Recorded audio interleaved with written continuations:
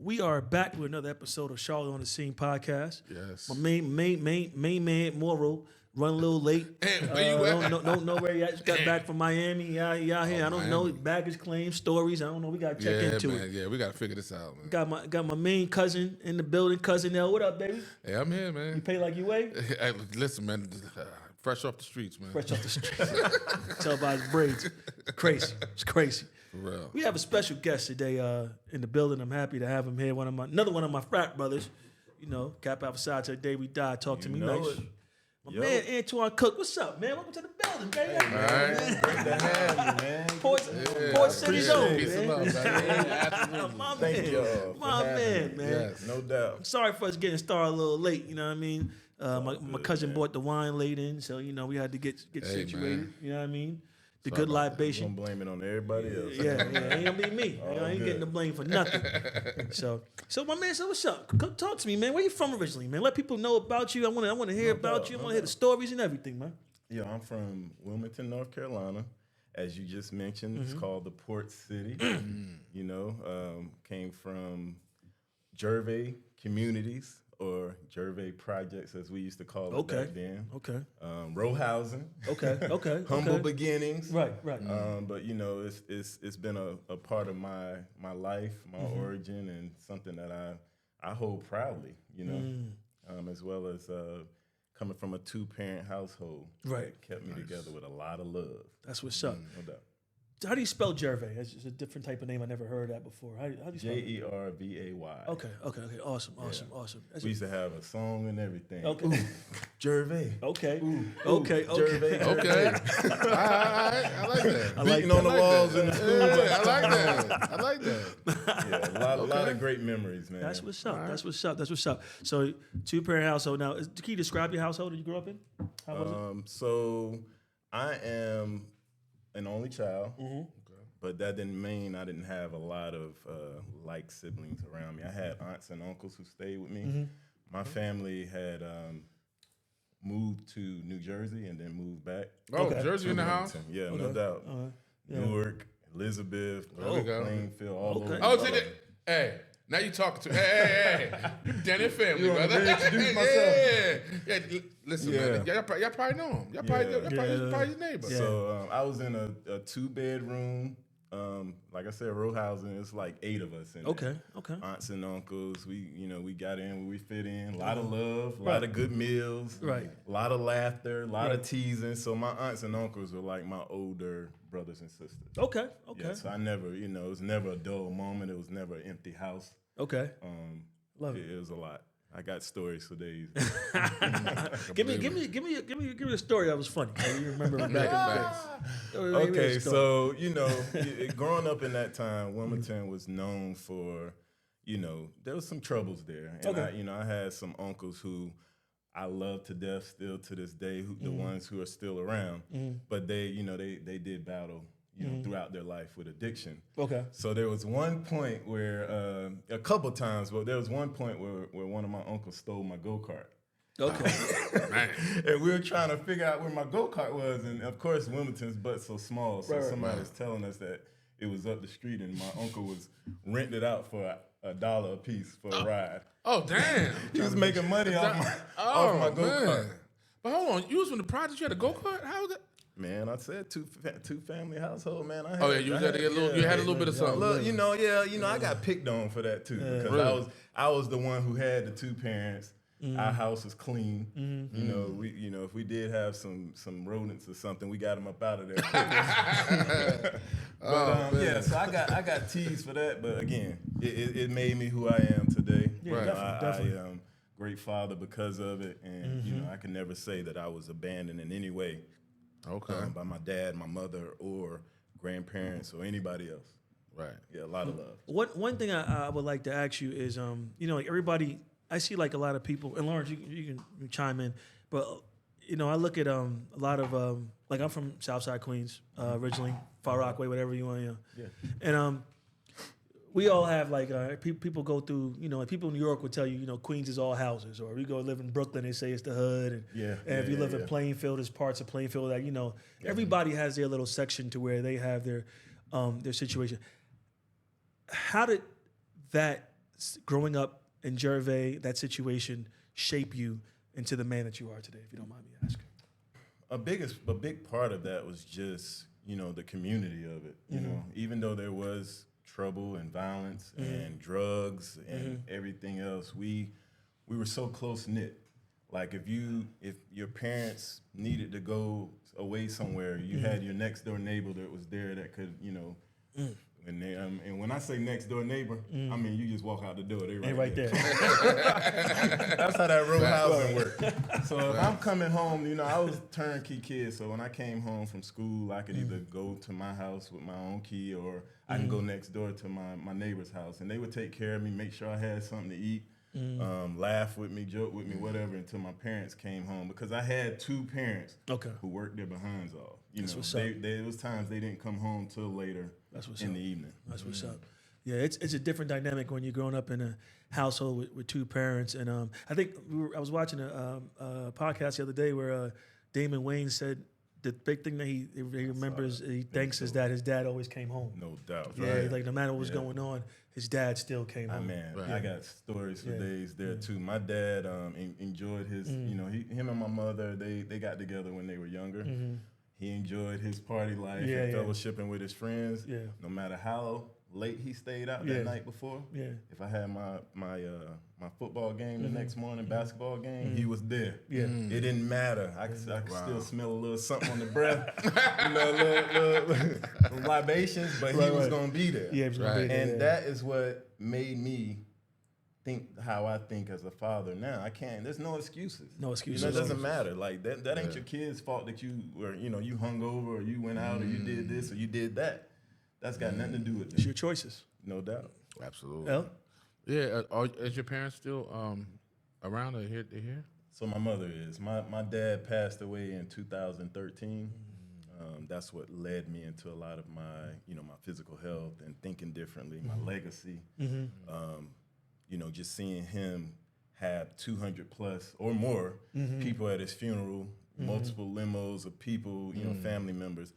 When I saw that, I was like, man, I got to get my ish together. Like, when I leave this earth, I'm not saying that to be vain, but like I want a legacy like that. Yeah, somebody to talk about, stand up there and talk over 2 minutes. They say 2 minutes. Your remarks. Talk over 2 minutes, talking about just how amazing a man my father was, and that's just what it changed me. It was instant. When that happened, it changed me. I still had some bumps in the road I was dealing with at the time, relationship wise with my wife and everything. But it really changed me and made me think differently of how I wanted to lead this earth. Yeah, definitely. I believe in and that's what I think. Being a fraternity too, it teaches us absolutely a big thing about legacy and leaving that mark, especially on your children, to follow or do better. Yeah. So that's very important. I had a funny segue. You talked about like being at a funeral and people talking about you. So I got a cousin, right? I ain't gonna mention his name, but he passed away. It's not funny he passed away, right? But so I guess he had some dealings with he was in rehab. So everybody I talked at his funeral was basically like, they would get up and say, hi, my name is so and so. They were talking like they were in rehab, so they were like, hi, my name is so and so. I've been clean for like 2 years, and so and so was my best friend. It was like, so my mom told me it was like 7 of them dudes just got in line, kept doing the same thing. So I told my best friend about the funeral, and he was like, "You better than me." I said, "Why?" Because we talked about it earlier. He said, "I would have got insurance policy on all of them dudes because that's right." He said, "They ain't gonna be around." Boy, that's diabolical. Damn, come on, bro. God damn, son. That's a money grab, but come on, man. That's a capitalist right there. Yeah, sure. So, what high school did you go to? New Hanover High School. Okay. I actually went to, there's another rival high school down there called Hargard. Okay. So I was in Hargard School District, but the legacy of New Hanover at the time was just major. Okay. So I wanted to go to New Hanover, and I got this local judge by the name of Judge Goodson was able to sign off on some paperwork down there and allow for me to go to Hanover. But then Hargard just kept on coming and trying to make sure that I went over there. So they made me go to Hargard for 1 semester. Went over there, ran track, got faster, went back to to Hanover and bust their behind the next year. So you in football. In football, right? Yeah. So what you play? What position were you playing in football in high So school? I wasn't a natural quarterback, but I was so athletic, and nobody else could play quarterback, so they had me play quarterback. Oh, nice. So I was Hold on. quarterback. Wait a minute. We need some receipts, bro. Huh? Like seriously, hold on. Is some capping going on? No. I mean, I played D1. Right. I played D1 football as well. No, we don't get But we'll we'll get there. But let me we tell get you, there? that's to tell you about how athletic I am. All right, we got to do some We research. Hold on. Let me look. ran, Hold on. we ran option. We ran option at New Hanover, and we never scored under 30, 40 points. Okay. The issue was we couldn't stop nobody on defense. So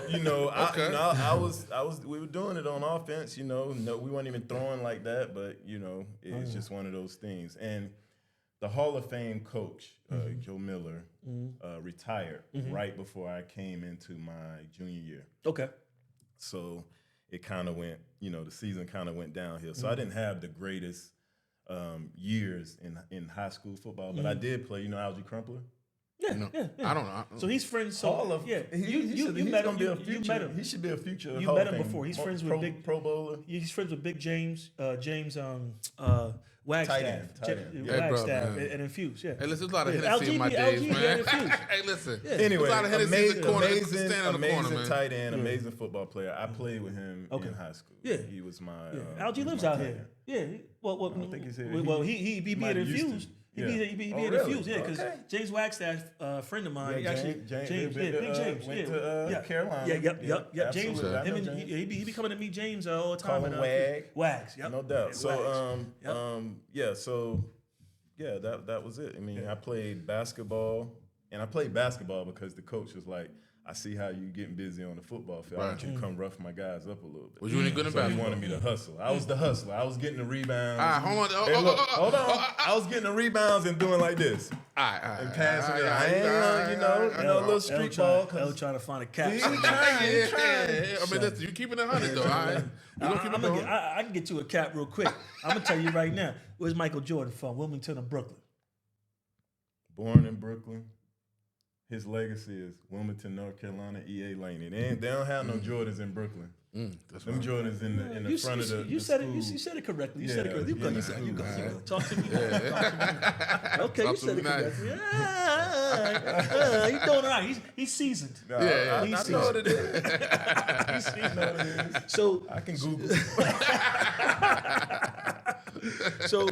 so you played football in high school, and then you wound up going to the college. Can you explain the college you went to? Yeah. I know what it is, but I want you to give it to the people. I'll be honest. Like I wanted to go. I was no dumb jock. Like I honestly, with seeing, my uncles, my aunts, and me and my mom, they were good. They were good people, but some of them made some bad decisions in life. With seeing some of that happen and transpire, I was like, I don't want to be. I don't want that to be me. Right. Not all of them. Right. Again, let me say that. Right. But I didn't want to be like that. So I was square in high school. Good grades. Went to the working out. I was 175. I was ripped. Like I was in the weight room a couple times a day. I wasn't playing. You reminiscing right now? I'm getting up. No, I ain't no reminiscing. I'm trying to land the plane that I was trying to get the hell up out of there. Right. Like seriously, I need to get out of there.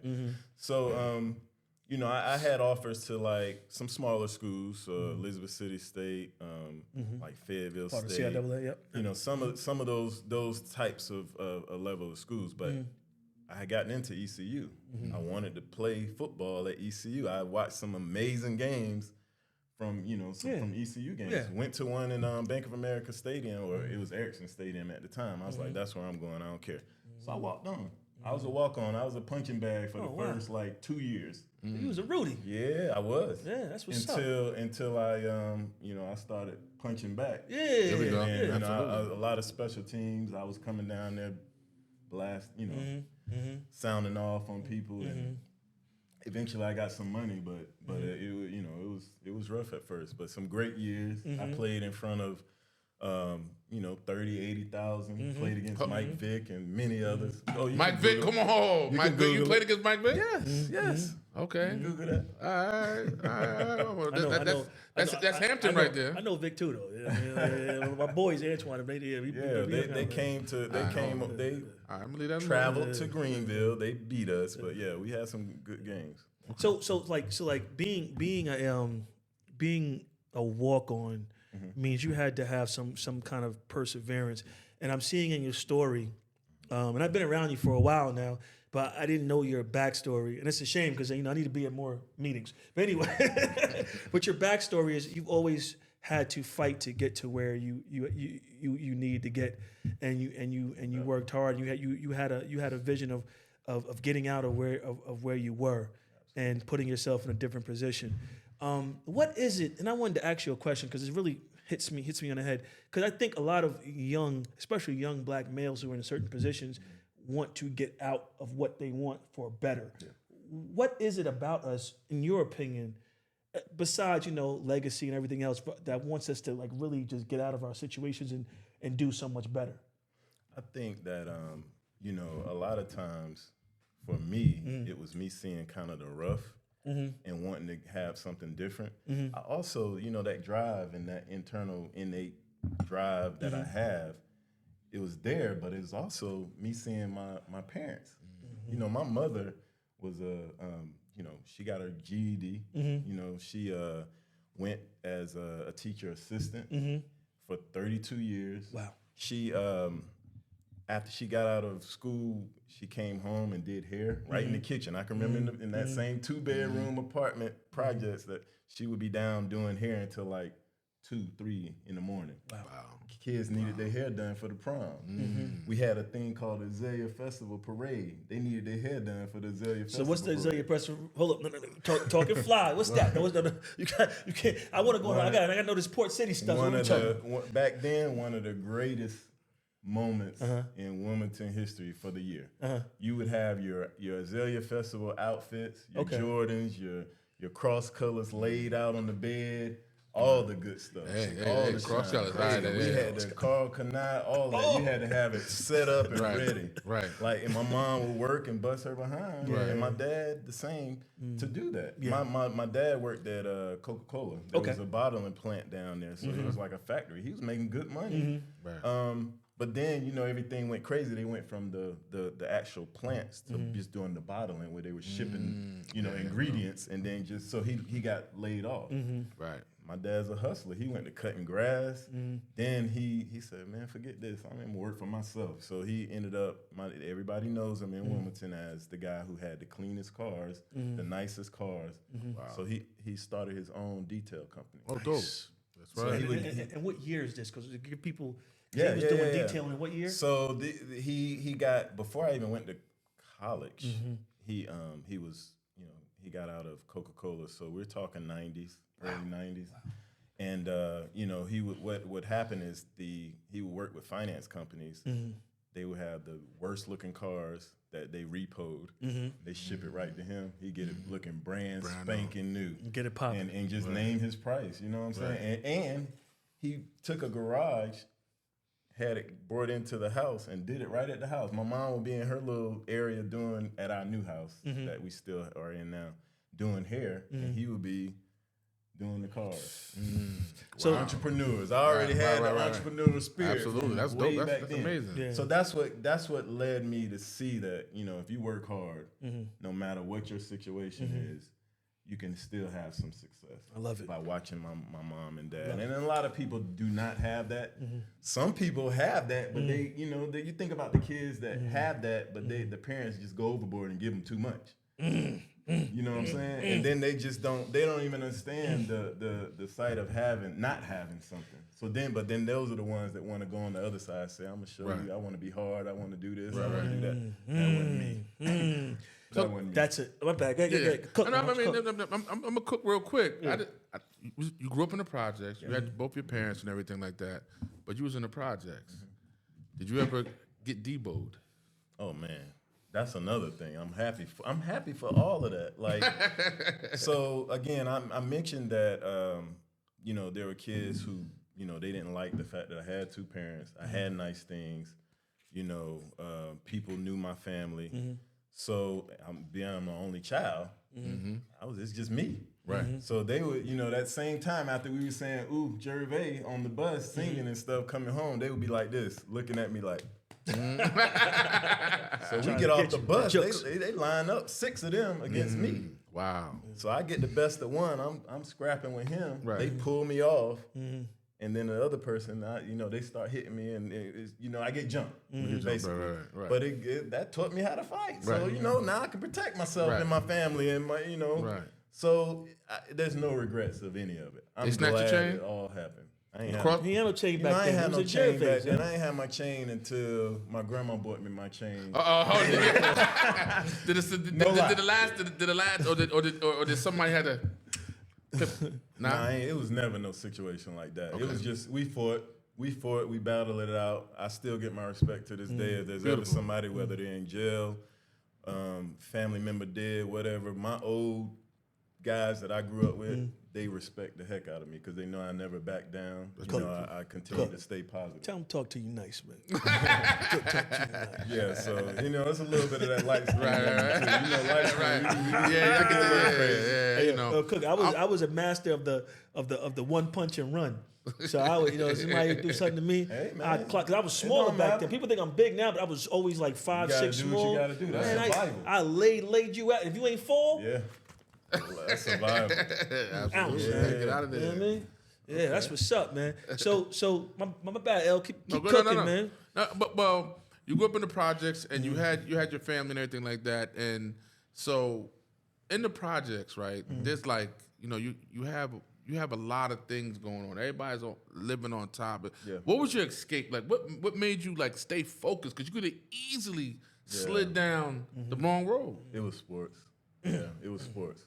I had we had many coaches who, you know, back in this day, the coaches would shove you and hit you with whistles and all kinds of stuff. Right. Like if you was acting up or not hustling or not doing what you're supposed to do in practice, there was some consequences. Right. So Coach Mike was one of my memorable coaches back in the projects. He had a basketball league, and he also had a football league. Okay. And I played in them both, and I excelled in them both. Dope. Now on top of that, you know, if I wasn't doing that, me and my boys, we were going to the blacktop. We were going to the court when we were playing, or we were playing football and right there in the neighborhood. So it was sports. You know, sometimes we would go inside, you know, not much, not like these kids today, and we would go play, you know, the Nintendo and stuff inside. Yeah, but Mike for the Tyson most punch part, out and all that. So, but for the most part, we were outside, a different kind of outside. Right. We were out there active, you know, bikes. Even as I grew up, we had like mopeds and bikes and stuff, and we would just go, man, like all day. So at ECU, what'd you major in, if you don't mind me asking? Decision science. Decision science. So management information systems, and I'll admit it, I hated it. Right. Why'd you hate it? Because at that time it was like around 99 to 2000, and I was like, I want to have something where I can make some good money. Right. And of course, you know, management information systems, computers, Yep, and yep, IT. yep. I was like, that's where it's gonna be, you know. But then when I get in those labs, I hate this mess. I can't stand it. So I had a BA, BS in decision sciences, minor in management information systems. I ain't even gonna lie. Sometimes I used to have my homeboy, man, go and do the lab for me, and I did, because I mean I could do it, but I wanted to make sure I got through that phase of my electives and got up out of there. Luckily, it was still business, and I was still able to pivot to something into sales. Yeah, but Well, thank God they can't take degrees back. But I did the same. I mean, I did the same damn thing. Man. I was in computer science, and I had problems with math requirements. So I'm not like great at math. So computer science, you got to take Calc 1, 2, 3, linear algebra. And I was just like, and so I wanted to be I wanted to be a history teacher. And my mom was like, I'm not paying for you to go to school to be a history techer. Either you're going to be a lawyer, doctor, or you're going to be in computers. So I struggled through computer science for a long time. And I finally finished with I finished all my stuff in computer science, but then I transferred from Morgan to University of Maryland, University College, and got my degree in history. But I had a minor because I have basically have 2 degrees. But that's a lesson because you can't push your kids to do something that they don't they don't want to do because you're gonna have a long. It's gonna cost you money. Number one, and number two.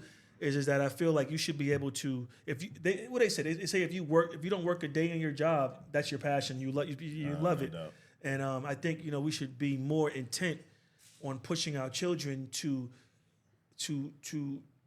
at least pursue a job in their passions. I always say they should learn a business course because whatever you do in life you should know business because you can transfer whatever you do in business. But we should push our kids more towards their passion instead of our like stuff. That. Yeah, I like that. And I agree. Yeah. But let me pivot this. How we do that? Well, so hey, you know what? Listen, I need to know. Yeah, so I got my 4 girls, right? And and I co-parent. I think I've learned with my children. This is my own. I've learned to not push stuff on them. And don't get me wrong. I'm in a situation to where. Both parents do okay. So I have that leadway. And I think my mom was a single parent to where she was trying to just push me what she was doing to be better and greater. So all of us are not in the same position. Like some of us said, we got to get out of it. Right. You know what I'm saying? But, when you get out of it, your next generation or whatever, I think if you push them towards their passion, you're pushing them towards something they want to do that's being great. So how do I do it?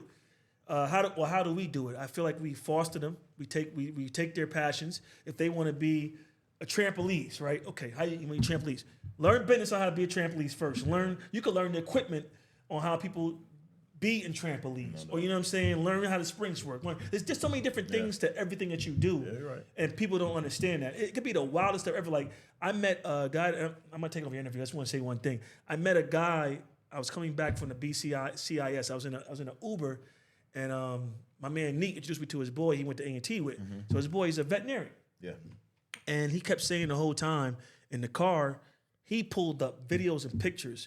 One picture showed him of how there was a lizard that was constipated. And I'm going to get him on the show. And he took a roller and kept rolling the belly of the lizard until the belly. And he kept saying, we were drinking, we were having a good time. He was like, I just followed my fucking passion. I knew what I was good at. I was good with animals. That's great. You know what I'm saying? And he knew. And he was a Kappa. You know what I mean? That's why I met him. Right. Yeah. But here's the thing. Let me piggyback off that. I grew up in the 80s, right? I'm showing my age. You know what I mean? It is what it is. You grew up in the 80s. So you older than me, son. No, I'm not. You grew up in the edge of the 79, I just turned 40. What are you talking about? Yeah, you turned 40. Okay. All right, man, whatever. Hey, listen, that Beijing do works, baby. But here we go. He grew up there playing hot peas and butter. Go ahead, sir. Talk to me. No. But my father was in the music business. He was very successful, actually. Yes. And he had a studio, so what he did with my siblings is send us to piano classes and everything like that. So I know how to play the piano, all that. But I wasn't into it. Yeah. I wanted that MPC beat machine that was in his studio. That 2000 or the 4000? The 2000. Yeah, the 2000. And all the other ones that was underneath it. Yeah. You know what I'm saying? And I think that's when you spend time with your kids, and it's no fault to my father or whatever like that. I'm just saying, when you're into them like that, you would know that this is where we're going. Yeah. He was more or less hip hop. Nah, please. And this is just the fad. Yeah. We knew it was here to stay. Yeah. You know what I'm saying? And we were in love with that. So just imagine if I had that MPC, I would have been even further. Even though I had a nice little run in the music business, but I would have been even further. Yes. If you'd have handed me and my friends. Maybe I would have did the beats. Yeah. Maybe my friend over here would have did. We definitely would have had some hits. I would tell you my daughter, I had her on the piano. My oldest at 4 or 5 years old because everybody in my family, genealogy research, we always had a piano in the household going back to the 1800s. That's on our side as well. You know what I'm saying? So I always fostered piano. So I don't know if you know, these are my cousins. Song, I give a shout out, but my cousin, I just want to tell you because I'm Mama Love, man. You my dude, so we having a conversation. This is awesome, but we met the first time I hung out with my cousin Lawrence was in Martha's Vineyard. Let's not really go too much deeper to that. Just a couple of the times. No, I ain't gonna tell a story. I'm gonna tell a story. He ain't want to put that out. Wait a minute. But That's nightcap. We gotta do that nightcap. We got after hours. We gotta talk about that. But You had some old Stella there or something? Oh man, but, oh man. Ah. yeah. It got crazy at Montebello. It's crazy, but nasty work. You know, like with our families, like, you know, like they come from the Price side, and I don't want to get too deep in it, but like I do a lot of genealogy research with my family, so I met them at a probably a young adult age. Yeah. And we actually are close. My mom and their mom have been to Greece together and everything. Dubai, all that. Yeah. All right. Yeah, and so like when you learn your family and what they're good at, I think our side of the family is really good in arts and music. And people and like we were talking about earlier with the money with a lot of black folks back in the 1920s, I think that, you know, arts and music was one thing. It was a big thing. It was a thriving thing. It was something that in the black community you fostered. And I think now with technology and everything, people say, "Well, that's a waste of money. It's not. It doesn't make no money." And I think that's a disingenuous thing. We should foster what our kids are great at. You know what I'm saying? True. And I'll tell you another thing is that, you know, I have 3 boys and they're polar opposites. Like they're so different. You know, my oldest is like, he's creative in so many different ways. My middle son is just a genius, like gifted academically, loves to be on the computer. So I'll be sending him little WhatsApp messages like about cybersecurity and AI and all this different stuff. Get them right, yo. You know, I'm just putting the nuggets down. Whether he listens now or not, he'll look back. Because I remember times my dad told me things and I look back and I can remember, you know, all of it. But then my youngest son, he's the creative one. Like he can make a full-length movie right now at 13. Wow. He can do the Legos and make them come to life. So he's the one that needs to be in like some camps or something, or some arts. Yes. And you know, arts I see how, you know, it doesn't get respect in some other lights, but for that, I would definitely put a lot of money into making sure he's able to follow his passion. That's awesome.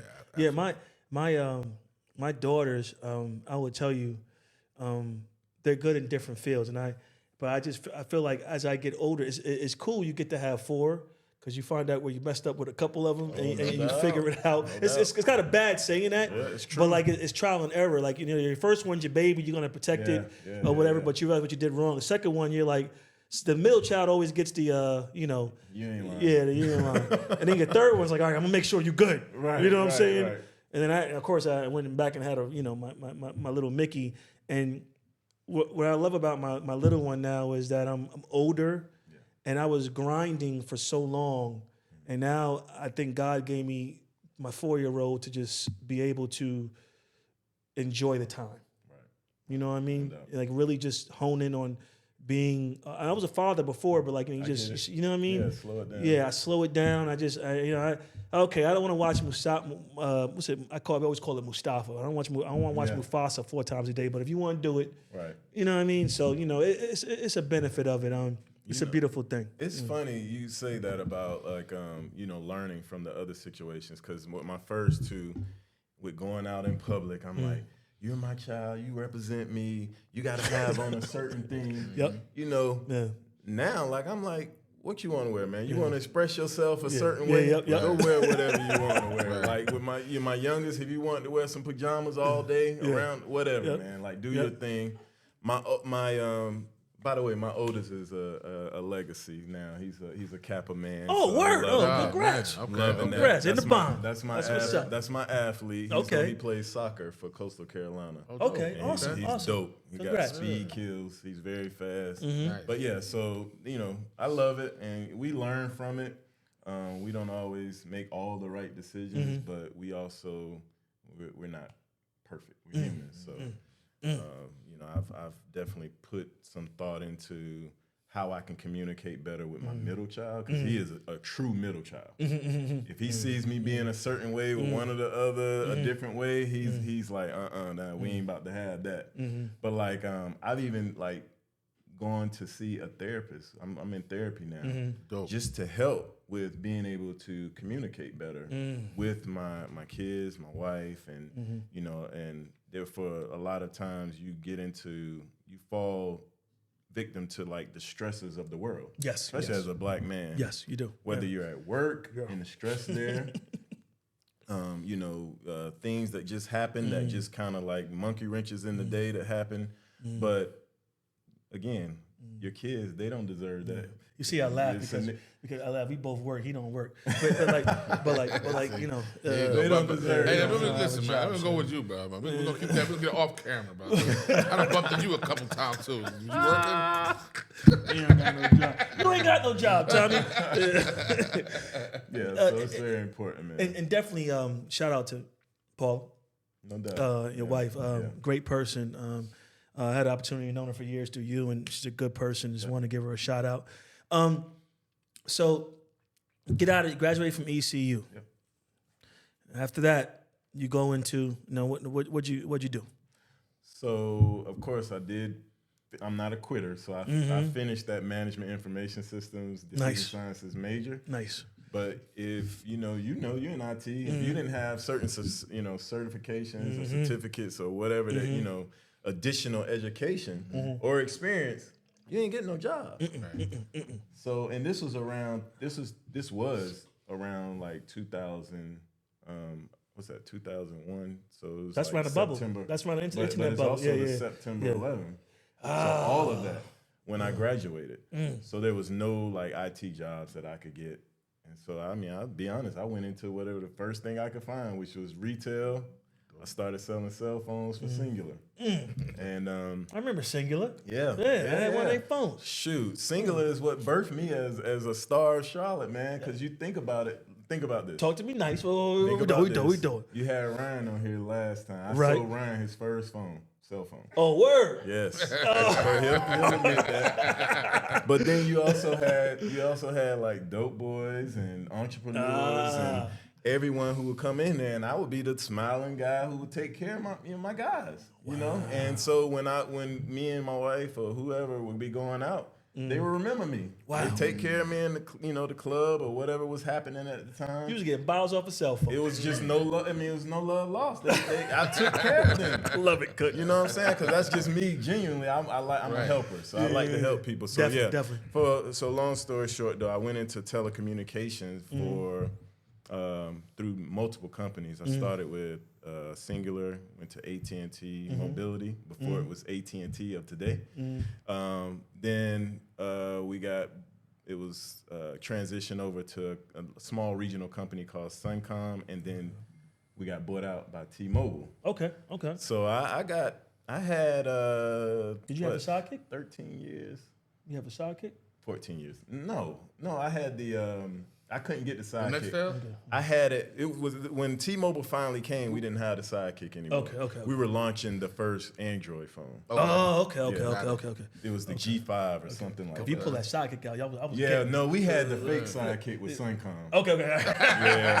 Yeah. But like, it was dope though, man. It was some good experience. You know, retail is not a glamorous job, but you meet a lot of people. Absolutely. Yeah. And that's what built a lot of, patience at work, because Gotcha. I had to, no matter what, I mean, you had people coming in and slashing, throwing my cards off the counter and throwing their phones at me, and I might whisper to them like, "Don't let this tie fool you." But at the same time, I wasn't about to mess up my bag. So, but through that, I went into management. I managed multiple stores in and around Charlotte, the university area, South Side, Nice. all over, Concord. I was the guy like the fixer. So if there was a store that needed some new management, they would send me there. This is awesome. Get This it is back good. right. So then after that, I had a customer who came in my store and she was like, "Man, you're really good." Like she's like, "You should think about going into copier sales because it's outside sales." Okay. And I was trying to get into pharmaceutical sales for years. I could not do it. Yes, there's a lot of money in fat brothers in pharmaceutical That's sales. good. I mean, I was in there early. was? Yeah, but Nah, he's talking about different. He's Hey, bro. The other side. Yeah, the other side of things. You know what I mean? I don't know him. That's what I mean, Statute of limitations, you good. I got my degree early, brother. It was all good. You But good. we we grow out of these things. Yeah. You know what I mean? Hey, that's a good thing to say, man. Like it's good when you grow, you get out of your your comfort zone and grow, and that's exactly what I did because in this interaction, somebody I didn't know offered me a job in New York. I had to leave my family, kids, because I had to go get that experience. Yeah. So they gave me a 6-figure job in New York. Not like that's a lot of money, but so I was staying. No. Let's stop. In New York. Let's stop. Let's stop. 6-figure? No. Let's how big let's is your stop. apartment? Listen, Bathroom no. We gotta stop saying that because you know what? Back in those days, if you're making 6 figures, it was good money. It's good money, and it was a blessing. And it's achievement. It's the Yeah, blessing. absolutely. Let's not belittle. I won't belittle it. Yes. But it gave me number one. It gave me that grind, that outside experience. They said if you can make it in New York, you can make it anywhere, and That's right. that is the truth. Because Right. I was out there selling in the snow with my snow boots on, Absolutely. and a suit and the overcoat, going to get it. But so I had accounts. I was what they called a hunter. I didn't have like main accounts that were given to me to manage. Okay. I had to go find my business. So I had NFL was one of my accounts they told me to go get. Wow. Barclays Bank. My mom worked for the Barclays Met Bank. Opera. Yeah, what's up? How you So talking? they wanted me You to was go and grinding. find business for the company, and I was successful. I closed a few of those. But what was the craziest thing you did to close some of these deals? The craziest thing? Oh, Come on now. Oh man, I stalked a lot of CTOs and C-level people on LinkedIn. That's when You never did a cartwheel or do a split? that's when they first had like the sales navigator where you can break through on LinkedIn, and I would fake them out. I'd be like, Right. hey, yeah, in the subject line about our meeting today, Right. and that would catch their attention. Okay. And they're like, what? I wasn't aware of any meeting. Oh, you sure? And then boom, I got you now. Reel them in. Reel them in. That's it. So, some experience there. I transferred back to Charlotte with in copier sales. I won't give those names because they definitely. weren't great experiences. A lot of psychological, safety was impacted because the copier sales business is like a good old boy system. Yeah. Okay. They look out for each other. Absolutely. It's big business too. And so Very big business for Yep. copy. Yes. Yep. Copy sales. Absolutely. And so, again, pharmaceutical sales was one of my passions that I've been chasing for years. One of our frat brothers, Frank Ship, was one of the guys who said, man, you need to go to the National Sales Network conference. And I was, for 5 years, I said, all right, I'll think about it. This one time, I was like, I ain't got nothing else to lose, right? So I went to Louisiana, interviewed right on the spot with multiple big companies. Like, we talking Lilly. They stock up there right now. Okay. We talking Yes. Medtronic, I didn't know about Lily. Stryker, like all the Right. big names. And I had multiple offers with Medtronic. I had an offer with Lilly. The reason I chose Lilly at that time was because Lilly allowed for me to stay in Charlotte with my family. I'd already been away from my family. I didn't want to do that again. Right. But that birthed my career in pharmaceutical sales. But I wouldn't have been able to get it that fast if I didn't have like the leap pad of National Sales Network. Gotcha. So I owe it all to that interaction with that group. That group started in 1992. Two black men who looked right, looked left, didn't see anybody who looked like them, and decided they wanted So to they start want a to do it. group. That's awesome. Yeah. That's dope. That's amazing. I actually know about Lily because my little business, I delivered to that. You opened up you have a. I'm not with them now. I've since graduated. Oh, you graduated from Lily, but they have Mm-hmm. they do have in Concord. yes. Distribution, like Yes, yeah, distribution. they I do. went over there. They built it and all that Amazing stuff. company. I Amazing. I did not leave them on bad terms at all. Right, but I see what they're doing, and they growing. So Yeah, maybe stock yeah. up on that because they're gonna give Ozempic a little run for their money. That's what I'm hearing. I think it's important too to highlight that because same thing I kind of had to after I sold my cigar lounge, I took IT job in Texas. Yeah. And not to mention the company, but when I went there, I got a certain amount that I never had seen before. Yeah, Then I came back, got another job back in Charlotte. Wanted to be back with the family, of course, because I was missing. I was flying out every week. No doubt. But I think it's important to highlight, like, I guess if you're in corporate or sales or whatever you are, like, not staying complacent. Oh my God. Yeah. Yes. I was with a job for like 10 years and I was complacent. I'm going to retire here and I got laid off. And being laid off is not the end of the world if you adjust the correct way. Yeah. And I think, like, when you're young, you're black. When you're young, it's not gonna be black. You're anybody, and I don't want to make it a black or white thing. Cause I'm not. I love all people. Right. But when you're young, and you get laid off, it's like, oh my God, what am I gonna do? No doubt.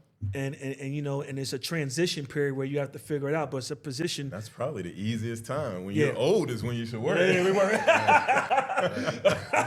Right? I go back and dye my beard. Right. How old are you? You say you're 50. Yeah.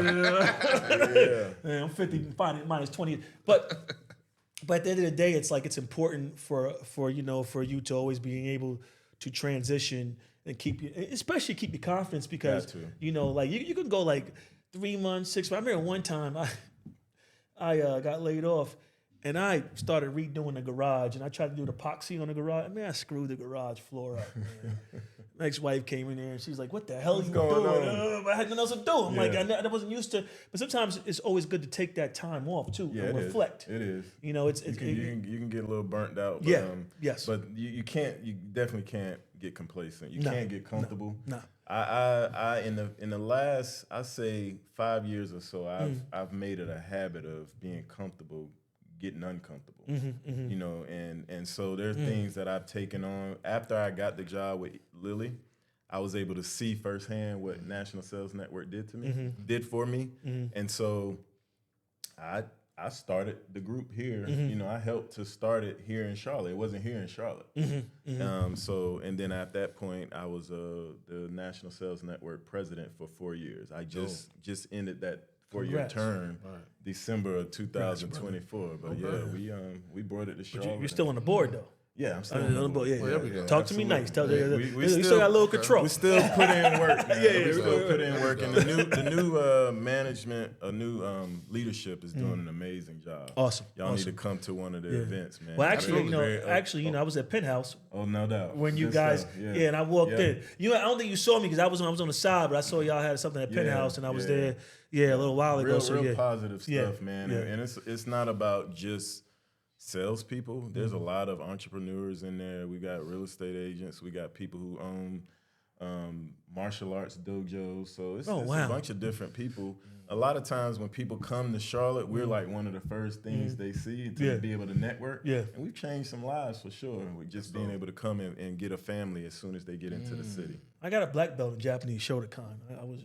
But back in 13, 14, I was putting in work. Yeah, Shotokan. I was putting in work, son. Rob, we're not going to go there right now. Google that. Ask my moms. Hey, bro. Ask my moms. Shotokan. Man, I ain't no cap. Ask moms. Come on. I had 6 foot Do I gotta trophies. call her I right was now? I will put on undefeated. speaker. Put on speaker and call her. She'll tell you I had 6 foot trophies. Talk to me nice. Yeah, Japanese Shotokan. Yeah, Japanese Shotokan. Taekwondo, son. Hold on, Talk to me nice. I call you 4. Hold on. I call you 4. What are you talking about? Hold on. What you talking about? Khan, is that K? Shotokan. Shotokan, yeah. I was young. I don't know how to spell it. Lawrence gonna call for real. Okay, all right. Yeah, I ain't lying. It's a thing. It's a thing. I've never seen it. Yeah. Okay. Yeah. Lynette, this is cousin Lawrence right here. we live on Charlotte on the Scene.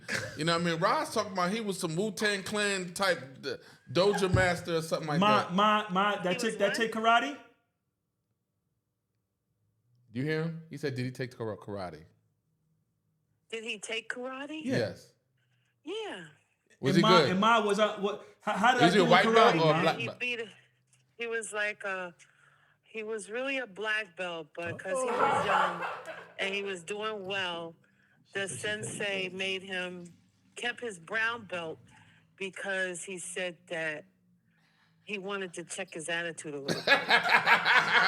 There we go. That's all I didn't know. This is Ma, hold up. Nah, he was in competition. Black belt. Okay. And he came in first place to a 20-some-odd-year-old man, and he was only a teenager. He did a roundhouse kick like you see in the karate movies. He's really fast.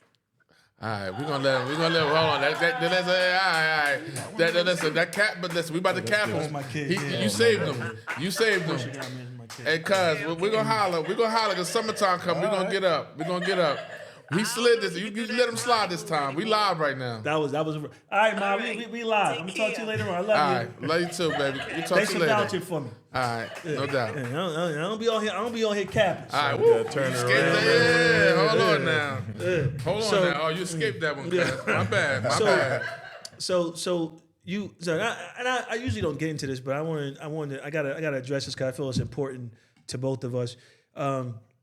You are a Kappa, man, and I have a lot of frat. I've had a couple of frat guys on well, not frat guys. I have a couple of members of my fraternity on. Yep. Why? What made you? And I don't want to get too deep into it, but like, what was the situation? How did it lead to you doing that while you were in college? So you're asking why Kappa or why fraternity? Both, but I don't want to get into. Okay, Yeah, no, that's fine. yeah, So yeah.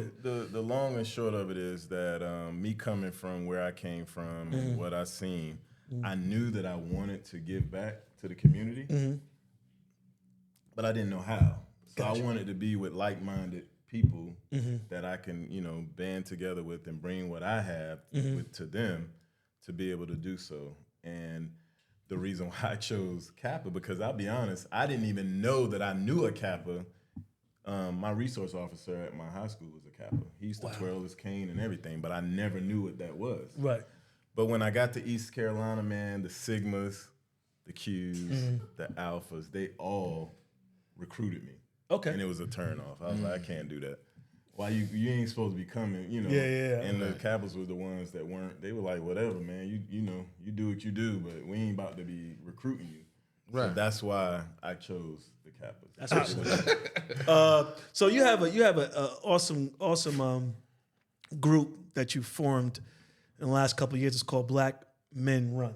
I can't take credit for forming them. Okay. But I am a part of it. You're a part of it. Yeah. So can you give me a? And I apologize. We'll fix that. No, it's fine. People can know it. Yeah. But what? I've been trying to get on. In the way my schedule works with my kids. Absolutely. You know what I mean? My bank account works. But what's it about? And how did it get popping? So Black Men Run just the same kind of dispels the myth that black men don't run. But it's also a brotherhood. And so we come together as a way to fellowship as well as work towards better health. Awesome. So we have men of many different ages. You got multiple run groups here in Charlotte, and I can go through the list. I'm a part of multiple. Okay. But Black Men Run is a part of my heart. It's just I love being able to go and learn game from older, younger men. There's different paces. You don't have to run. You can walk. There's guys who come there and they ruck. Okay. You heard of rucking? Never heard of that. What's rucking? Okay, so with rucking, you have a back. It looks like a backpack, but it's a ruck pack. Okay. And they put weights in it. And they walk. And they can do the numbers. They actually burn just as much calories, if not more. I would like to try. I would like to try that. Yeah, I think I'm gonna walk. Then run or walk. And so we meet up on Mondays, Wednesdays, and some Saturdays, and we run. We take a picture right at 6:30, so there's no and this is no shot to Mad Miles, but there's no waiting around and the big long pauses that they do. We're really there to run and fellowship, but we're there to run firsthand. Okay. And so we get there, we take our picture, we launch, run or walk, whatever pace you're gonna do, however many miles you're gonna do, and then we come back. Okay. We have a beer, we fellowship. Or don't have a beer, we drink, or we eat, and we have a good time just talking to each other and learning about different things. We have, we're also introducing where we have like a, what we call it, learn and run. So just recently we had one of our members who's a provider for Novant Health. And he came in and talked to us about yearly checkups. Why they're important. Absolutely. Prostate cancer and different things he went over. you know, your LDL, your cholesterol. He went through all of that. He told us the difference of, you know, a sick visit and a annual checkup and when you should do each. And I know that because I've been into my health very much so since my dad passed away. But there's a lot of men who just don't, you know, they're scared to go and learn what may be wrong with them. Yes. And so he, Right, you know, that's before we ran, he came there and for about 15 minutes he talked to us before. So there's some value there. And again, these men were guys who could beat me in running. Yeah. Even though they were like 50, 60 years old. Right. So me being the competitive person I am, that's what got me into more competitive running. That's what's awesome. So it's been an amazing experience. Yeah, my daughters last week just promised me I promised them, but they told me I can't have no more energy drinks, no more Celsius, because they're like, Dad, we didn't want you to have a heart attack.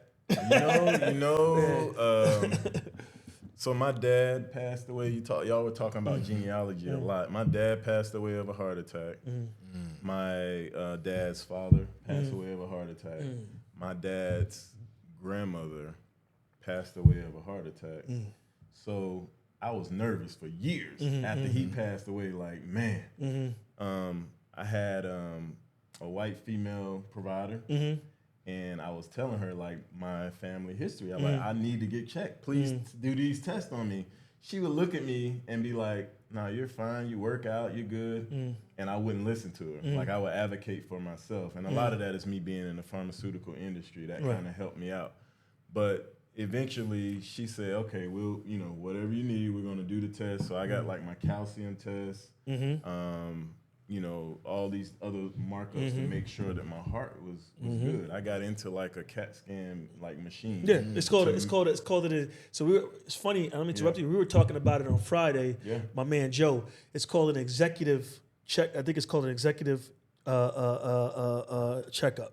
So you go through the CAT scan, they find what's preventative, what you're prone to, where you're going, and everything else. Man, so Cook. look. Yep, I'm sorry, Cook. So look, but it's just important, man, because you may be able to find some of that, you know, early and do something about it. So Right. I'm glad that you mentioned that and about your father. Me and my dad, I was going through a little bit of health scare. So he sent me, and this is for everybody else that, you know what I mean, that has a father or a mother in their lives, you know what I mean? My father told me to go to his doctor. And so when I went, he sat me down, blood work, stress tests, doing everything. And through the years, you know, I got to ask questions like, what do you see? Yeah. He said, you're gonna live a okay life. He didn't say the amazing thing. Yeah. But my father's 80 years old. Wow. You know what I'm saying? That's He still lives. It's a blessing. So the damage is already done. And I'm not trying to put a dark cloud over here. But what I say that to say is that we have the same symptoms, the high blood pressure and everything like that. And as long as you take care of it, and as long as you eat the right foods and everything like that, I will be okay, and I'll be able to have a decent life. So some people, they want to do the 100, 90, 100, maybe 105, this and that. I mean, I would have to really be on my super A game, maybe to clinch those numbers. No more Irie Nation. That Irie Nation, man. Hey, whether you 80, I'll take it though, man. whether you work out or not, though, like the eating. That's the main thing. What you put in your body is so important. And, Absolutely. You know, during COVID, I didn't cook, but during COVID, my wife, my mother, the kids, we were all there, and I got the air fryer, started cooking like salmon and vegetables, and it was on from there. I was like, this is easy. I can do this. And I started eating healthy, and the weight started, you know, dropping in the right places, and then it just went from there. It's like all of this stuff about getting out of your comfort zone or what you've been used to. Food is one of those. Yeah, definitely. You know what I'm saying? And even Irv Gotti, we were talking about how eating some Chinese food. I became pescatarian. Along about 8 years ago. After my dad, like when he passed away, I was like, I'm about to change up something. So the pescatarian thing, you know, people say, well, fish can be bad too, you know. But the thing about just having fish is that I ain't gonna run to Wendy's and grab Yeah, a burger. yeah. You know what I'm saying? Yeah. So Right. now that I've been doing it so long, I'm almost scared to go eat some of the Yeah. other stuff that I used to eat because I'm from Right. Wilmington. My grandma used to cook oxtails. Say it again. Them big thick Oh, oxtails, not them come on, little, don't not get me them little tempted. baby Yeah, oxtails come the on Jamaican now. restaurants have. I'm talking about the Who big cooked thick these? ones. Who Fought cooked? my grandmother. Mm-hmm. I'm talking about You talking my language now. pig feet, chitlins. I ate it all. All the country He said, stuff. talk to my niggas. He talking my language. Hey, cook from the rooter to the tooth. From the rooter to the tutor. I'm not lying, but The I can whole use some. pig. so now it's like, I'm away I from can't do all that. oxtails no more. I haven't did it in a long Man, time. I miss oxtails. I miss it so But it's bad, expensive man. as hell now. A plate of oxtails, you paying like $40. For real. Yeah, it's It is, crazy. though. It's not Yeah. good. 2 plates of that. You had the kids in. You about 200. You about to get a steak 48. So you know what I mean. True. And I ain't going steak 48 on a takeout. Yeah, So but so those yeah. are some of the conversations we have with Black Men Run. It's a lot of talking and everybody elevating each other. Right. It is That's really real just good. black. It sounds like excellence, man. great It's energy, just great amazing. vibe Yeah. right there. Joking, we cracking on each other. Yeah. Right. You know, they say that statistic that friends who pick and joke with each other tend to have the best friendships, and Yeah. we definitely do. Absolutely. Yeah, definitely. Yeah, so That's awesome. One of the good things. That's awesome. Piggyback off of the camaraderie. I think like even with me and cousin L, I tell him to lay off the pork rinds and stuff. Okay, Because stop. I really want him to See? the longevity. It's important. I want to crack. I want to Right. crack on him longer. Right, You know what I mean? right. I want to make fun of him. It's like 80, 90. I got to keep that making fun of him. investment. Yeah, put that investment. You got to sow your seeds. You gotta sow I see your where this is seeds. going. Go ahead. All right. So with everything that you've been involved in, your whole gambit, the football, being in sales, being a Kappa man, having a beautiful family, what have you learned the most out of your journey at this age right now? Yeah. There are a lot of times when, again, I mentioned that I got very uncomfortable in situations. Being the president, I didn't know what that meant. I had never had like a true leadership role outside of, being a manager, and that was for 18-year-olds, because there was you didn't have to have a degree in retail to come and work at T-Mobile or some of those other places. So Right. it was a little easier, managing them. But, leadership with grown-ups who were these guys, making really good money, and I'm asking them to do this stuff for free, Right. just as a passion. Right. That was tough, but it was something that got me again out of my comfort zone. What I didn't mention is also with my current company, I just stepped down from a 2-year term, running concurrently with National Sales Network. I was the Black Employees Resource Group Okay. co-lead. Okay. So that got me a lot of exposure with the CEO. I did a mock interview with the CEO. I've had I've gone to award ceremonies with top leadership. Awesome. Just being able to get exposed to a lot of things that I never would have thought I'd been able to do in just a short period. I've only been with the company 3 years, and I'm well known across the company. And it was all due to just stepping out of my own way, getting out of my comfort zone. So the older I get, I feel like I am okay with being my most authentic self. And my most authentic self has gotten me to where I'm at. And that's not a bad thing. It's not No, it's a like great thing. it's not arrogant in any way. It's I try to take care of people. I try to do the right thing. I try to make less mistakes than what I made in the past. And I just continue to try to grow, And I tell anybody, don't ever feel like there's anything out there that you can't do. Awesome. Just an example with my son, with him becoming a Kappa. I've seen such a change in like the first month of him becoming a Kappa. The way that he, is leading and talking to people and having these grown up conversations with people that before he would have just been like off in a corner. And I just enjoy seeing that, because it really. Dope. Really makes a difference. Maturation, man. Yeah, That's- absolutely. Man, as you, now I was listening. We both got Elevation. I was listening.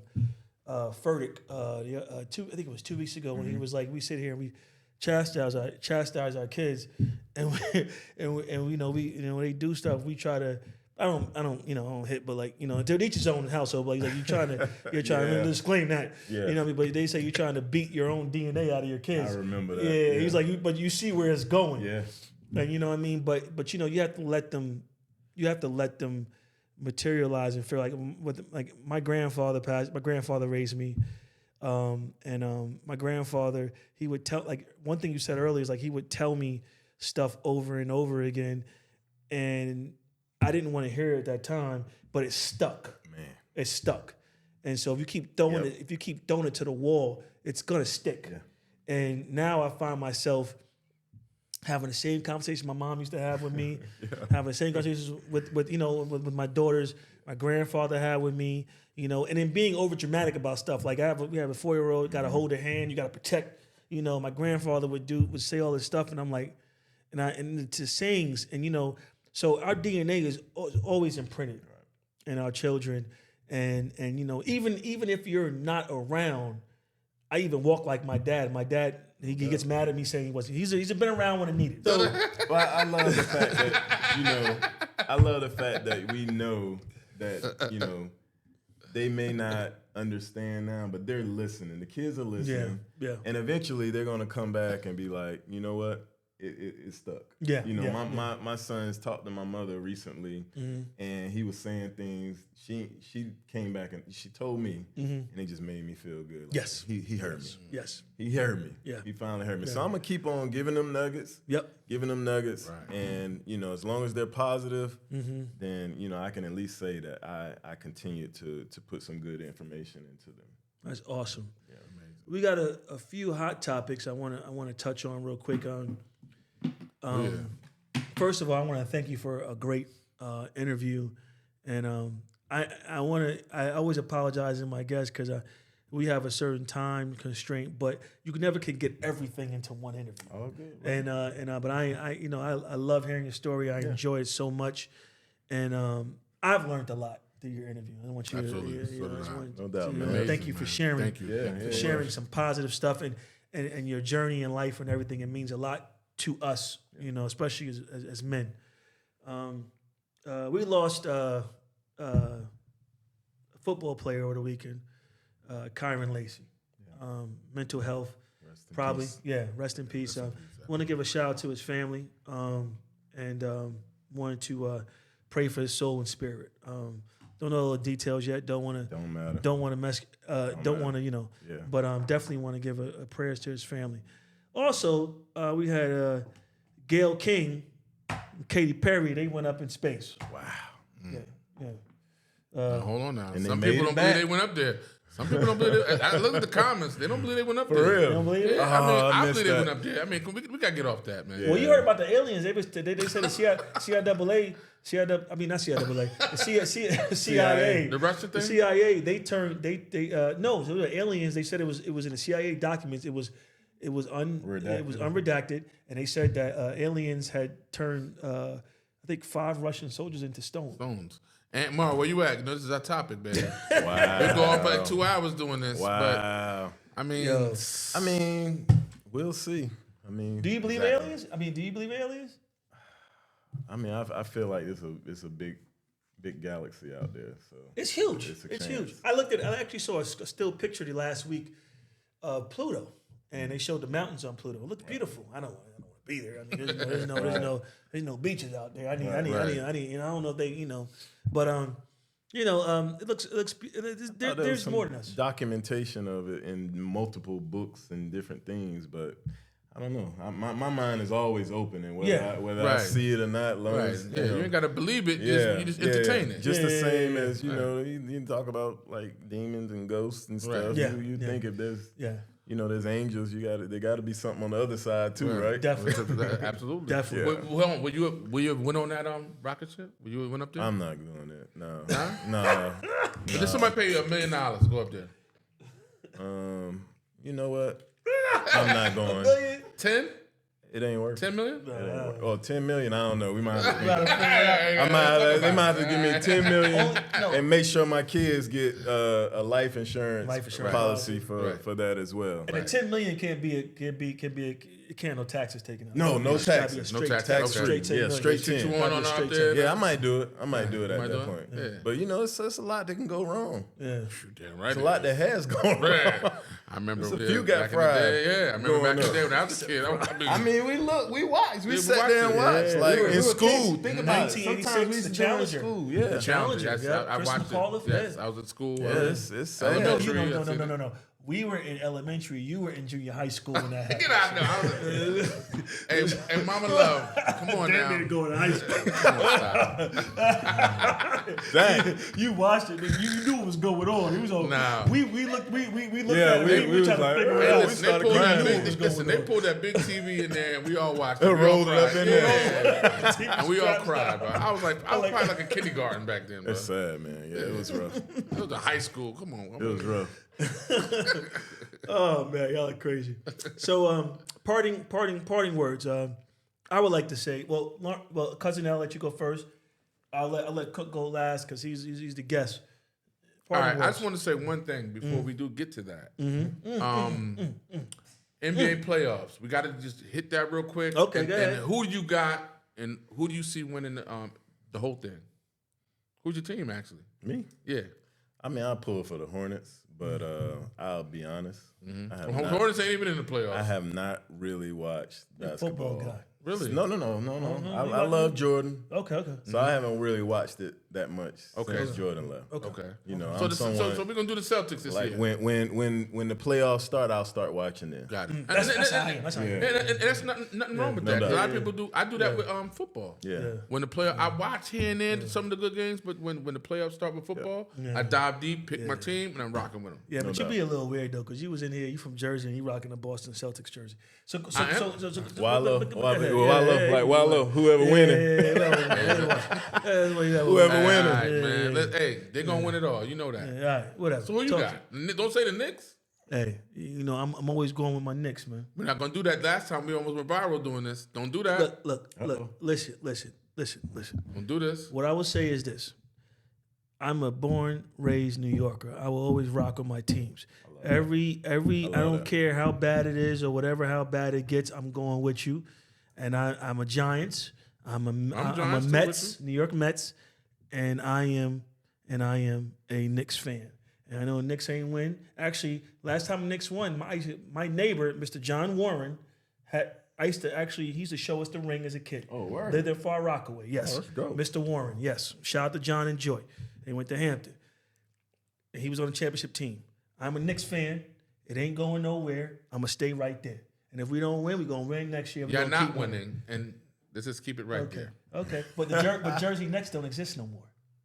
New Jersey I don't ain't got worried a about team. Jersey. Listen, man, I'm down there in Charlotte now, baby. I'm Charlotte. My Charlotte Hornets my next team, baby. You ain't even had Charlotte on his season tickets. I've had tickets for 10 years. And yeah, you gave them to somebody else. I couldn't go. I ain't want to sit next to you. So, my brother Cook, give me some words of enlightenment. Well, you know, I'll say that we talked about health. We talked about a lot of things. First of all, I do watch you all. I love the shorts though. Y'all are funny as ever. I appreciate it. I appreciate the fact that you keep it clean and classy. Yeah, you know, enjoy yourselves, have a good time. Yeah. Health is wealth. Low stress Yes. is a big part of health, and what y'all are doing here, man, it's some good vibes. Thank and you so much. I appreciate you offering me the time to come here Yes. and tell my story. Yes. It's I'm an open book, so Yes. I don't mind. I don't regret you're more than anything welcome to that's come back, man, all the time. I will come. Absolutely. Yes, definitely. Thank you so much. I appreciate Right. y'all, man. No doubt. Appreciate you. Thank you. Absolutely. Absolutely. you. Y'all Good- all day, good- baby. good- good working with you, Amazing, man. amazing. And Charlotte Unseen, that's a wrap. That's a wrap? You ain't got to be throwing it down. Why would you usually do that? No, but you toss it lightly. You just toss the come shit on, over bro. there. Come son. on. Yeah,